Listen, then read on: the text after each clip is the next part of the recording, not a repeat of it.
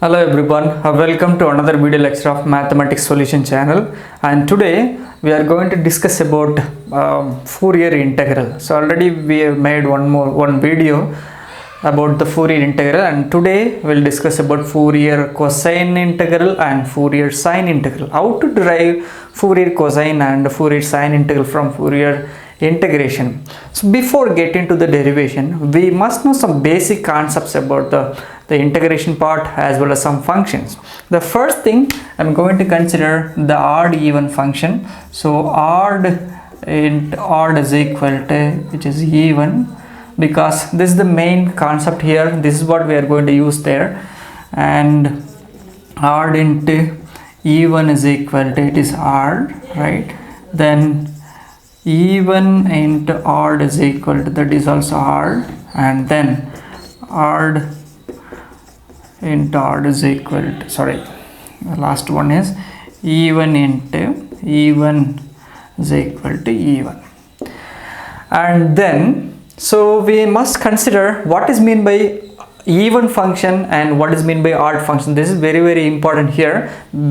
Based on that odd and even function, we can classify the Fourier integration into two types, that is Fourier cosine and another one is called Fourier sine. So what is meant by odd function and even function? Suppose f of x is the given function. If it is equal to f of minus x, then we can say that it is even function. We can say many examples like x square, x power 4 and cos x and many more.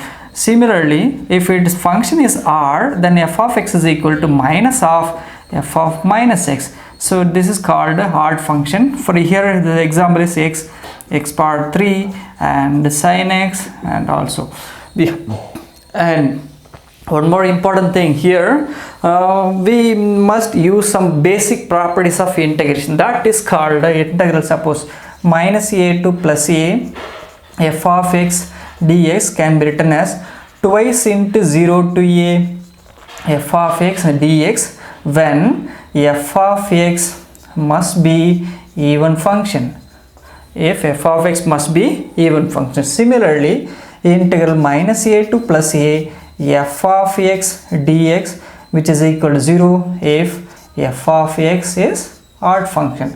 Using all these three conditions, now we are going to solve or derive the Fourier cosine and the Fourier integral form.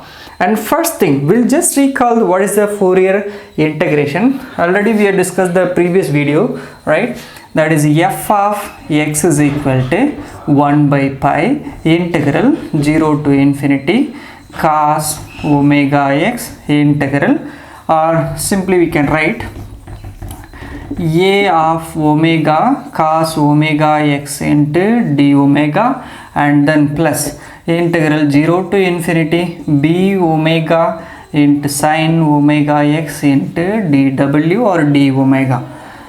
And now we need to write what is a omega and b omega, or a w bw. So here a omega is equal to, correct, integral minus infinity to plus infinity f of x cos omega x into dx, and then b omega is equal to, already we know it is minus infinity to plus infinity f of x sine omega x into dx.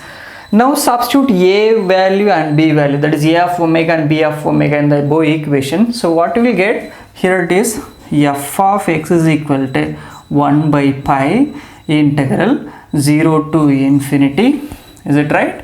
And the first value, correct, cos omega x, and then minus infinity to plus infinity f of x cos omega x dx into dw, then plus integral 0 to infinity sine omega x integral minus infinity to plus infinity f of x sine omega x into dx into dw. and this is the f of x, or we can call it as a Fourier integral form. From here I told you already, this Fourier integration can be classified into two types. That is because of the function. If the function is even function, you will get one integral. If the function is odd value, then you will get one more. Now I am going to consider first function as f of x is even function. What will happen? Suppose f of x is an even function. So we all know what is meant by even function. This is what I explained here. If f of x is equal to f of minus x, then we can say that that function is even function. And similarly, odd means minus of f of minus x. So that will give the odd function. Now here this f of x is equal to 1 by pi 0 to infinity cos omega x integral minus infinity to plus infinity f of x into cos omega x dx. And consider here is f of x is even function. We know cos theta or cos x also even, so even into even will become even function, right? And then if the function is even, minus a to plus a will become 2 times of f of x dx. And then let's go to the second part.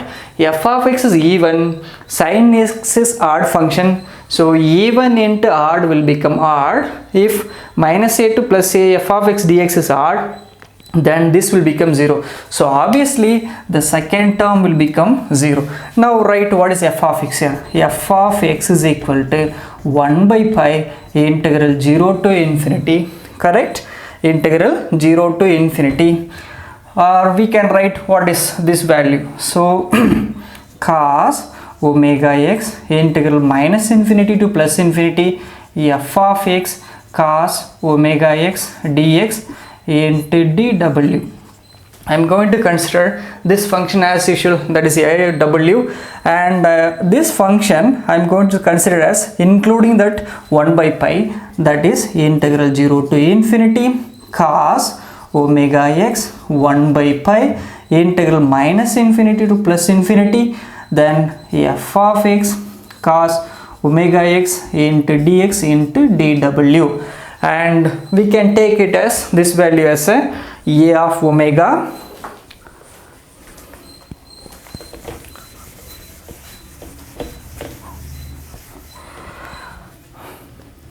so here, right, f of x, this is a of omega. What is the a of omega here? Or f of x is equal to, we can write it as integral 0 to infinity, is it right, cos omega x into a of omega into d omega. And what is a of omega here? Where a of omega is equal to 2 by pi integral 0 to infinity, because this minus infinity to plus infinity, by using the properties of integration we can write twice into, so f of x into cos omega x into dx. So this equation, right, let us take equation number 2. Here it is 1. So this second equation is called Fourier cosine integration or Fourier cosine integral. Similarly, if the function is odd, what will happen? If f of x is odd, right, by using the same procedure, what is the odd into even or even into odd, like that. So f of x is odd, cos x already we know it is a even, so odd into even, that will become odd function. Here the limit is minus infinity to plus infinity, odd function, so obviously this term will become 0 here for the second one, right? And f of x is odd, sin x is also odd, odd into odd will become even function. Now we know even functions twice into, we can write like that. So f of x will become, f of x is equal to, already we have 1 by pi, right? So 1 by pi integral 0 to infinity sine omega x integral minus infinity to plus infinity f of x sine omega x, sorry I'll write omega x into dx into dw, right, into dw. As usual I am going to consider including a 1 by 5 as a b omega, so this will become integral 0 to infinity sine omega x integral I'll write 1 by pi integral minus infinity to plus infinity f of x sine omega x into dx into dw or d omega, right? This value I am going to take it as a b of omega. So this will become integral 0 to infinity b of omega into sine omega x into dx. And what is the b of omega here? Where b of omega is equal to 2 by pi, because by using the properties of integration, that is minus a to plus a or minus l to plus l or minus 1 to plus 1, whatever it is. So 0 to infinity f of x sine omega x into dx, and let us take this is equation number 3. Now the second and third equation, if we look at here is cos omega when the function is even. Already we explained that if f of x is even function or the function is even, we can say some example f cos theta also is a even function. So here is the even function cos involved, here is the odd function sine involved here. Therefore second equation and third equation are called Fourier cosine integral and Fourier sine integral respectively. So this is how we can derive these two derivation, Fourier cosine and Fourier sine integral. And thanks for watching.